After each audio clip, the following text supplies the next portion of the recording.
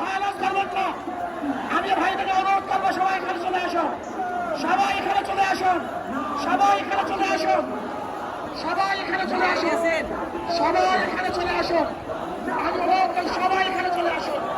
কোনো ভাই আমার এই আন্দোলন চলছে চলবে ইনশাআল্লাহ, এই আন্দোলন চলছে চলবে ইনশাআল্লাহ। আমরা থেমে যাব না, আমরা ভেঙে পড়ব না, আমরা নিস্তব্ধ হব না, আমরা চলবো, চলতেছি, চলতে থাকবো যতক্ষণ পর্যন্ত শেখ হাসিনার পতন না ঘটাবো, ততদিন পর্যন্ত রাখবো থাকবো ইনশাআল্লাহ।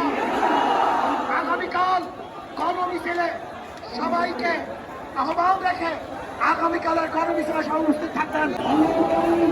আমাদের সবাইকে মাফ করে দেন, সবাইকে ক্ষমা করে দেন, এই তালিমের প্রদান করার তৌফিক দিয়ে দেন।